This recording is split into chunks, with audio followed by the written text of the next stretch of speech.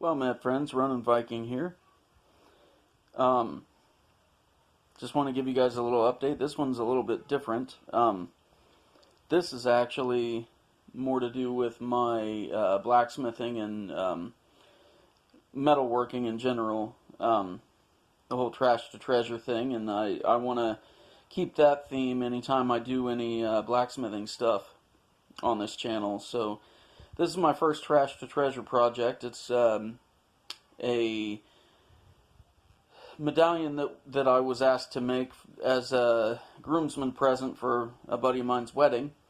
And just to show you what I started with, a buddy of mine is a knife maker, and he gave me some Damascus steel cut-offs from his knife making projects. So just to let you guys see it here, this is the starting product, and this is where I'm at so far.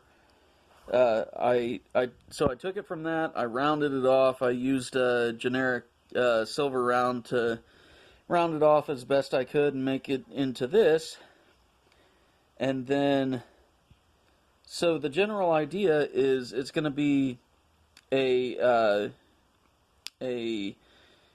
anvil with a flame at the top of it on here, and it's going to be mirror polished, and then the background is going to be the Damascus pattern here. So this has actually been heat cycled so that it would be softer, so that I could drill the hole and whatnot. So that's why it looks all junky and that looks all nice and pretty. But speaking of nice and pretty, here's this side, and I don't know, it's polished to 1200 grit right now, hand sanded. So looking fairly good. I still need to buff it out, and once it's buffed, it'll be completely ready for me to start the design. And what I'm going to do is put the design in the middle, and then remove stock around the design to make it a high relief engraving. And then the high relief engraving is going to stay polished. I'm going to put a resist on it and then dip it in some ferric chloride to bring that pattern back out in it.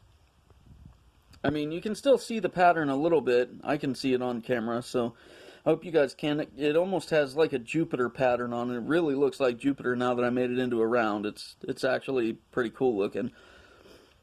But it's so polished that you can still see it, but when I dip it in the ferric chloride, it'll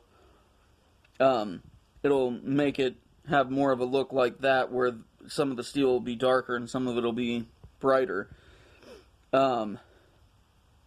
So put the resist on the picture, dip it in the ferric chloride, bring the ferric chloride, or bring the design back out on the sides, but then the picture is still going to be mirror polished. Which, this is almost there even without buffing it, but I am still going to buff it out.